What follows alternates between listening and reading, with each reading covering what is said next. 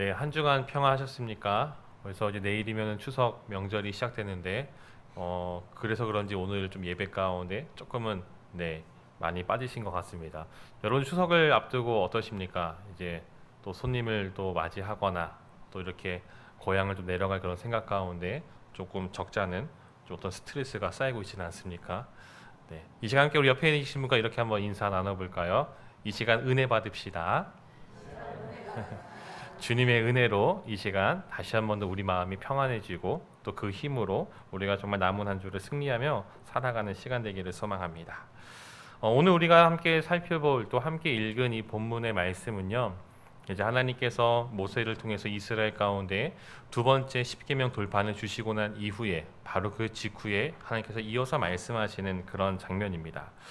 왜 두 번째 십계명입니까? 우리가 정말 잘 알다시피 여러분들 그 하나님께 첫 번째로 시내산에서 모세에게 십계명 돌판 주셨을 때에 그 첫 번째 돌판을 가지고 딱 내려왔을 때에 이스라엘이 아론을 또 위시하여서 금송아지를 만들고 그것에게 우상 숭배하는 모습을 보았을 때에 모세가 그 가지고 온 돌판을 깨트리면서 정말 그 분노를 참지 못하는 그런 모습을 보여주었습니다. 아무튼 그 사건이 일어난 이후에 이제 하나님께서 다시 한 번 더 이스라엘을 위해서 또 새로운 돌판에다가 또 그 계명을 적어 주시고 또 그것을 모세에게 그리고 이스라엘에게 주시는 장면이 나오고 있습니다. 하나님께서 이 다시 십계명이 새겨진 두 번째 돌판을 주시면서 정말 하나님께서 이 모세와 이스라엘에게 하시는 말씀이 무엇입니까? 내가 너희에게 돌판을 주었으니까 이제 알아서 잘 지켜 행하라 라고 이렇게 주시고 끝나는 것이 아니라 오늘 본문의 말씀 그들 가운데 이 계명을 주시면서 당부의 말씀을 전하고 있으십니다. 그것이 바로 오늘 우리가 읽은 이 12절 말씀부터 그리고 마지막 22절까지의 말씀입니다. 하나님께서 이스라엘에게 당부의 말씀을 하시면서 그들에게 요구하시는 것이 있습니다. 여러분 하나님께서 그들에게 원하시는 것, 그들에게 바라는 것이 무엇이냐면은 12절과 13절 말씀인데요. 한번 우리 같이 한번 읽어보겠습니까? 12절과 13절 같이 읽겠습니다. 시작. 내 내게 요구하시는 것이 무엇이냐? 곧 내 하나님 여호와를 경외하여 그의 모든 도를 행하고 그를 사랑하며 마음을 다하고 뜻을 다하여 내 하나님 여호와를 섬기고 내가 오늘 내 행복을 위하여 내게 명하는 여호와의 명령과 규례를 지킬 것이 아니냐. 네. 하나님을 경외하고 또 그의 도를 행하고 그를 사랑하고 그를 섬기고 그의 명령과 규례를 지킬 것을 말씀하십니다. 즉 이 부분은 이스라엘이 그리고 우리 믿는 성도들이 하나님을 어떻게 대할 것인가, 하나님을 어떻게 사랑하고 어떻게 섬길 것인가, 정말 그것에 대한 지침을 말하고 있습니다. 이어서 하나님은 또 요구하시는 것이 있는데 18절과 19절 말씀입니다. 제가 대신 읽어드리겠습니다. 고아와 과부를 위하여 정의를 행하시며 나그네를 사랑하여 그에게 떡과 옷을 주시나니 너희는 나그네를 사랑하라. 전에 너희도 애굽 땅에서 나그네 되었음이니라. 하나님은 고아와 또 과부에게 정의를 행하시고 또 나그네에게 떡과 옷을 주시는 분이십니다. 그 하나님께서 이스라엘에게 말씀하시는 것은 이 나그네를 사랑하라라고 말씀하십니다. 이 부분을 하나님께서 이웃을 사랑하라라고 말씀하시는 그런 부분입니다. 즉 하나님께서 이스라엘 가운데 이 십계명을 주시면서 그들에게 당부하시고 요구하시는 것이 무엇입니까? 바로 하나님을 사랑하고 또 더불어서 이웃 또한 사랑할 것을 지금 말씀하십니다. 이것은 정말 제가 이것을 말씀을 해석하면서 내리는 결론이 아니라 오늘 이 말씀은 예수님께서 그리고 하나님께서 직접적으로 우리에게 주시는 메시지입니다. 신약 성경을 보게 되면요, 예수님에게 한 율법사가 찾아옵니다. 성경은 분명 기록하고 있습니다. 그 율법사가 예수를 시험하여 묻습니다. 선생님, 율법 중에서 어느 계명이 가장 큽니까? 라고 물어봅니다. 예수님은 이 시험 속에서 이 물음 속에서 10개 중에 어떤 계명이 가장 크다라고 말씀하지 않고 이렇게 말씀하십니다. 예수께서 이르시되 내 마음을 다하고 목숨을 다하고 뜻을 다하여 주 너의 하나님을 사랑하라 하셨으니 이것이 크고 첫째 되는 계명이요 둘째도 그와 같으니 내 이웃을 내 자신과 같이 사랑하라 하셨으니 이 두 계명이 온 율법과 선지자의 강령이니라 라고 말씀하십니다. 하나님이신 예수님께서 이 10가지 계명을 어떻게 말씀하시냐면은 하나님을 사랑하는 것과 또 이웃을 사랑하는 것이라고 분명히 말씀하십니다. 더 줄인다면 이 사랑이라는 개념으로 이 율법을 지금 해석하고 있는 것이죠. 먼저 하나님을 왜 우리가 사랑해야 할까요? 여기서 이 사랑한다는 말에 우리가 조금 더 공경하는 의미를 담아서 왜 하나님을 섬겨야 할까요? 라는 질문으로 조금은 바꿔서 생각해 보려고 합니다. 여러분, 우리가 왜 하나님을 사랑하고 왜 하나님을 섬겨야 할까요? 왜 우리가 하나님을 사랑해야 하고 섬겨야 하는 것일까요? 오늘 이 모세는요, 그리고 하나님은 이렇게 말씀하십니다. 오늘 본문 보게 되면은 14절과 그리고 15절 말씀에 이렇게 말씀하고 있죠. 하나님께서 이 세상 모든 만물의 주관자가 되시기 때문이다라고 지금 분명히 말하고 있습니다. 그리고 그 하나님께서 그들의 조상, 즉 이스라엘의 그 조상이었던 이 아브람과 또 거슬러 가면은 그들의 그 조상을 택하시고 또 그 민족을 정말 하나님께서 구별해 놓으셨기 때문에 정말 모든 사람 만민 중에서 너희를 하나님의 자녀로 백성으로 택하셨기 때문에 우리는 하나님을 섬겨야 되고 사랑해야 된다라고 말하고 있습니다. 우리도 마찬가지죠. 지금 우리가 이스라엘 사람, 유대인이 아니다 할지라도 오늘 우리에게도 구원의 은혜가 임하고 우리 하나님의 자녀가 되었지 않습니까? 이것을 생각할 때 우리는 어떻습니까? 하나님을 사랑할 수밖에 없다라는 것이죠. 최근에 이제 뉴스를 보게 되면은 이제 정치권이라든지 외교적으로 굉장히 좀 혼란스럽습니다.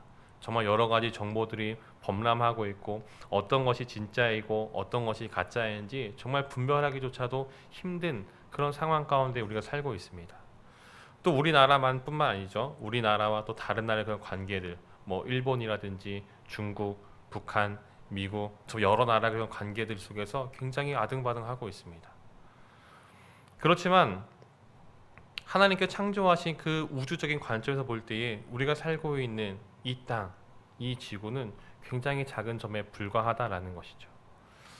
미국 항공우주국에서 나사에서 1977년도에 이제 보이저 1호라는 이제 하나의 로켓을 발사했습니다. 이것의 목적은 무엇이냐면은 이제 계속해서 이 태양계 밖으로 벗어나면서 태양계 바깥에 무엇이 있는지 직접 촬영을 하고 또 혹시 모를 미지의 존재들에게 지구의 존재를 알리기 위해서 어떤 그런 자료들을 그 안에 담아가지고 이제 우주 저 공간으로 쭉 보내고 있었습니다. 이제 여러 가지 사진을 찍기 위해서 이 보이저 1호를 만듦에 있어서 그 당시 돈이 약 7천억 원이라는 엄청난 돈이 예산이 소요되었다라고 합니다. 그런데 한 가지 재미있었던 것은 이 칼 세이건이라는 박사가 있었는데 이 사람이 이제 이 보이저 1호가 지나가면서 혹시 우리가 살고 있는 지구의 모습이 어떨까라고 그런 의문심을 가지면서 이 보이저 1호가 가고 있는 그것을 잠깐 뒤로 돌려가지고 지구의 모습을 찍어보면 어떨까라는 그런 건의를 하게 되었습니다. 그런데 이것을 하게 되었을 경우 이제 보이저 1호가 이렇게 지나가고 있는데 이것을 뒤집게 되면은 태양 그 빛 때문에 이 렌즈가 망가지게 되면은 그 프로젝트가 무산될 위험이 있기 때문에 상부에서는 이것을 거절하였습니다. 그러던 찰나에 이제 1990년이 되어서 이제 이 상부에 있던 인물들이 이제 바뀌게 되고 다시 이 사람이 건의를 하게 되었을 때 그것이 허가가 되었습니다. 그래서 이것이 보이저 1호가 한 명왕성 정도 지나가게 되었을 때, 그러니까 우리가 말하는 태양계의 거의 끝에 다다랐을 때에 겨우 이제 보이저 1호가 가던 길에서 잠깐 180도 몸을 돌려가지고 지구를 딱 찍었습니다. 여러분들이 인터넷 검색해 보시면은 보이저 1호라고 딱 검색하시면은 사진을 볼 수가 있을 것인데요. 사진은 되게 단순합니다.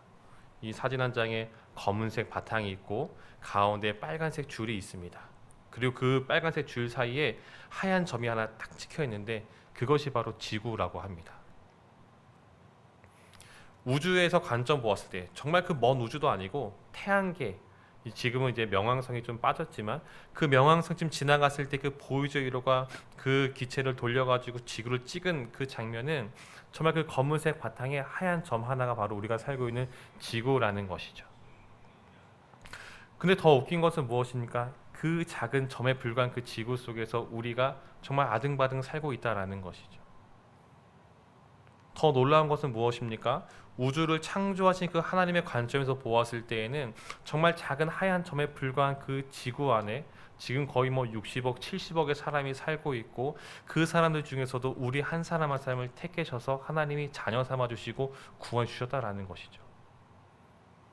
정말 하나님의 시각으로 볼 때에는 정말 아무런 정말 눈에 띄지 않는 그런 작은 행성에 살고 있는 우리 한 사람 한 사람을 정말 너무도 작은 우리를 하나님께서 주목하고 계시고 우리를 구원하시고 하나님의 자녀 삼아주시고 우리와 함께 하신다라는 것이죠.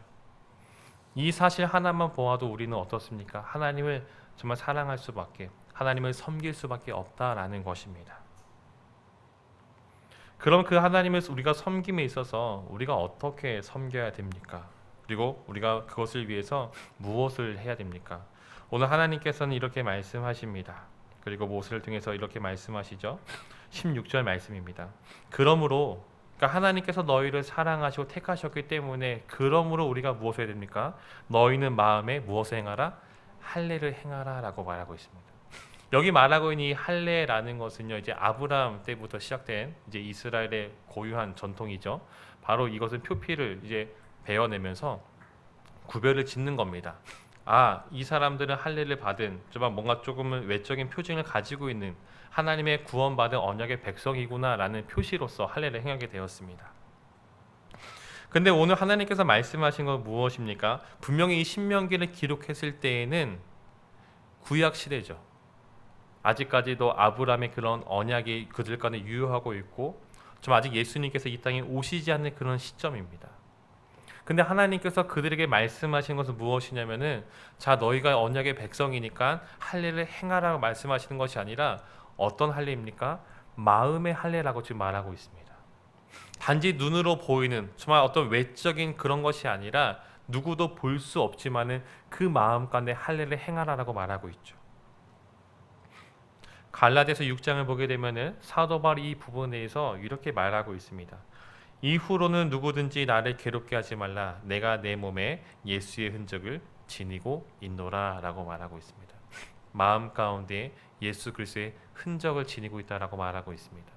바로 마음의 할례를 말하고 있는 것이죠.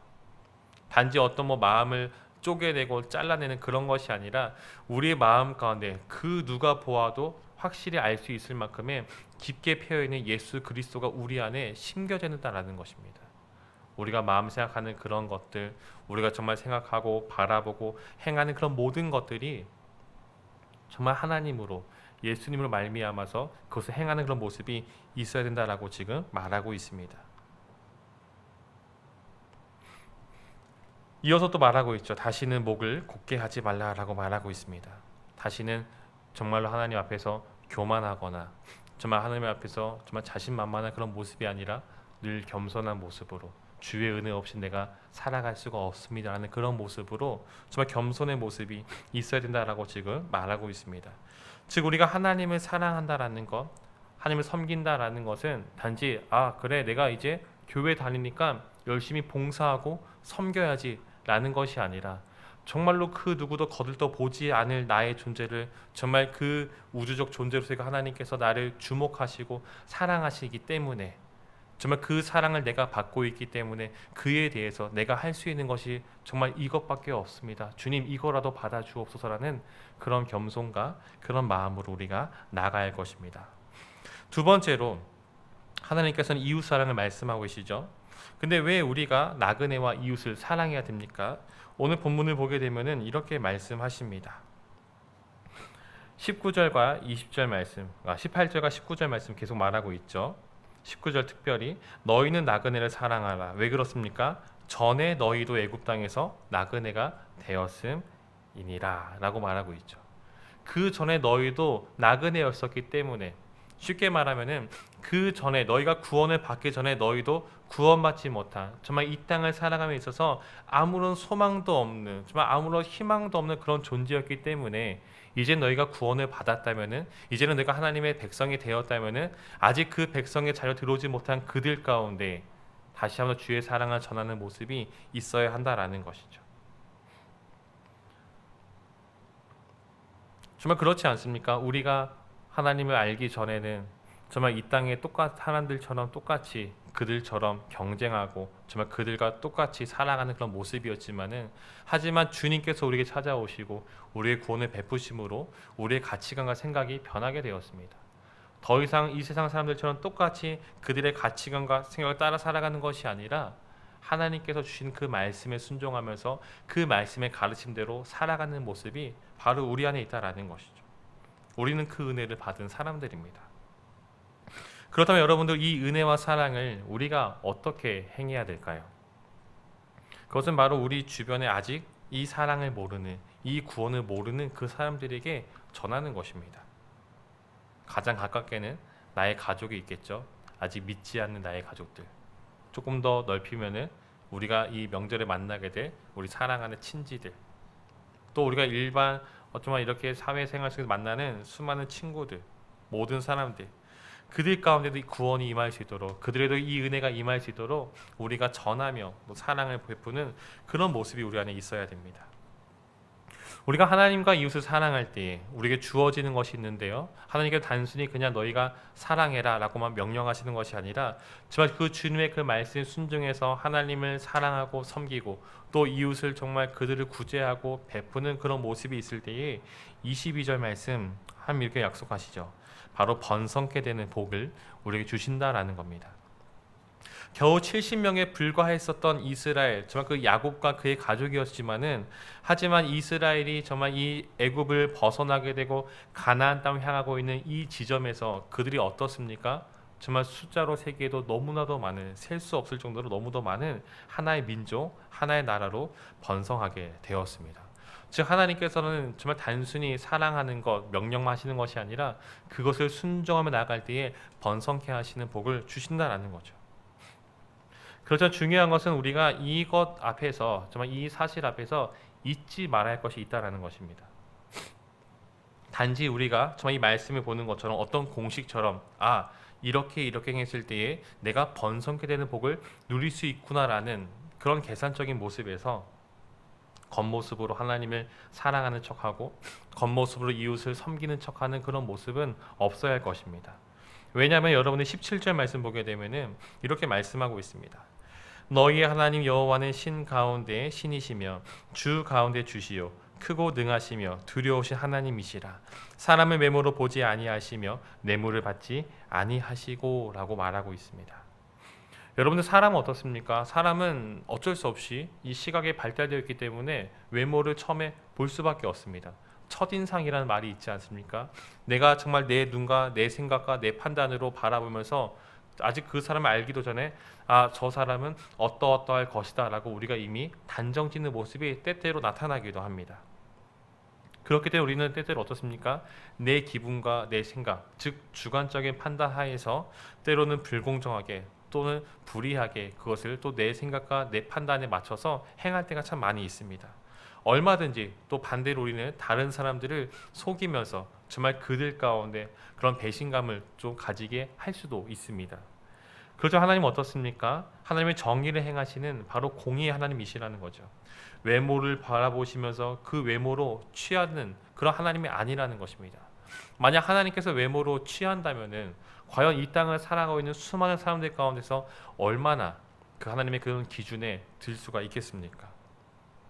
또 하나님은 뇌물을 받고 판결을 굽히지도 않으신다라고 말하고 있죠. 어떤 물질적인 것으로나 어떤 그런 것으로 하나님이 움직이는 분이 아니라는 겁니다. 그렇다면 우리가 어떻게 이 하나님과 또 하나님 사랑과 이웃 사랑을 우리가 이 삶 속에서 행할 수가 있을까요? 먼저 우리가 하나님을 사랑한다라는 것은 우리가 예배를 통해서 얼마든지 표현할 수 있고 또 얼마든지 나타낼 수가 있습니다. 우리가 드려진 이 예배 가운데 우리가 얼마나 마음을 쏟으며 마음을 들이며 헌신하는가, 정말 또한 삶 속에서 그 하나님의 그 말씀에 우리가 얼마큼 순종하며 행하느냐에 따라서 우리가 하나님을 사랑하는 것을 얼마든지 하나님 앞에 표현할 수가 있습니다. 그렇다면 이웃을 사랑한다라는 것은 우리가 어디에서 보여줄 수가 있을까요? 그것은 바로 우리의 삶의 영역에서 이루어져야 하는 부분입니다. 바로 삶의 예배를 말하고 있는 것이죠. 겉모습으로 어떤 표면적인 물질적인 그런 구제와 섬김만 있는 것이 아니죠. 하나님을 사랑하듯이 우리에게 주어진 우리의 이웃들을 사랑하는 모습이 있어야 할 것입니다. 바로 마음이 담긴 사랑이 우리 안에 있어야 된다는 것이죠. 이제 내일부터 추석 명절이 시작됩니다. 특별히 이 자리에는 또 우리 압도적인 비율로 또 우리 권사님, 지사님들 앉아 계시는데 우리나라 이 추석 명절을 보게 되면은 우리 어머니들의 하시는 역할들이 굉장히 많이 있죠. 저 같은 경우에는 옆에서 주워 먹는 굉장히 좀 얄미운 그런 캐릭터를 가지고 있지만, 네, 우리 어머님들, 우리 집사님, 권사님 같은 경우에는 또 이런 명절을 앞두고 또 많은 사람들 만나게 되고 또 많은 사람들 관계 속에서 때때로는 정말 그 즐겁기도 하지만 때때로는 조금은 짜증이 날 만한 그런 상황도 분명히 찾아올지도 모릅니다. 그렇지만 우리가 이웃을 사랑하고 또 하나님을 사랑하는 그런 마음 속에서 이 명절 기간 동안에 우리가 만나게 되는 우리 가족들, 또 우리 친지들, 또 우리 사랑하는 어떤 지인들을 만나게 되었을 때에 우리가 어떠한 상황 속에서 주의 사랑을 전하는 모습이 있기를 소망합니다. 때때로는 상황이 그렇게 여의치 않을 수도 있습니다. 그렇지만 그 안에서도 먼저 우리에게 주신 이 사랑을 기억하면서 사랑을 베푸는 모습이 있어야 할 것입니다. 또 우리 보배교회가 이제 다음 주면은 또 새로운 예배 공간으로 이사를 하게 되죠. 이제 가양 3동으로 이사를 하게 됩니다. 이제 가양 3동으로 이사를 하게 되면서 이제 여러 가지 좀 조사를 좀 해보았습니다. 우리가 교회가 가서 어떻게 이웃을 섬길 수 있을지 좀 조사를 해보게 되었는데, 조사를 좀 해보았을 때 대략 가양 3동의 인구 중에서 한 9분의 1 정도는 복지가 필요한 사람이라고 이렇게 나와 있습니다. 또 방화일동 우리가 지금 있는 이 지역보다도 조금 더 다양하게 어려운 사람들이 많이 존재하고 있습니다. 단지 우리가 이 방화일동에서는 저소득층이라든지 또는 이제 홀로 살고 계시는 우리 어르신들이 있었다면은 그 지역에는 이제 탈북을 한 세터민도 있고요. 또 이제 할아버지 할머니와 함께 사는 어떤 손주들 조손 가정도 있고요. 그리고 이제 이혼한 가정들, 그러니까 한부모 가정도 존재하고 있고요. 여러 가지 각계각층으로 도움의 손길이 많이 필요로 하고 있습니다. 더 안타까운 사실은 그런 복지가 필요한 사람들 가운데에 우리가 믿는 그리스도인들이 다가기보다도 더 많은 이단들이 그 사람들 현혹시키고 있다는 것이죠. 어떤 물질적인 어려움뿐만 아니라 영적으로 굉장히 힘든 지역 가운데로 우리가 가게 되었습니다. 저는 이제 이 이전을 앞두고 저도 이제 기도하면서 하나님께서 우리를 그 지역으로 보내시고 부르신 이유가 무엇일까라고 좀 기도하며 생각했을 때에 그 지역 가운데서 우리 보배교회가 해야 할 일이 있구나. 하나님께서 그 지역 가운데 우리를 보내신 이유가 있구나라는 생각을 하게 되었습니다. 가양 3동 주민센터 이제 복지과 그 담당자분 주무관과 통화를 하게 되었을 때에 그 지역 가운데 큰 교회가 거의 없고 또 교회나 어떤 기업이나 어떤 단체에서의 그런 후원이나 그런 것을 하는 것도 굉장히 적기 때문에 또 많은 필요가 있습니다라고 얘기를 들었습니다.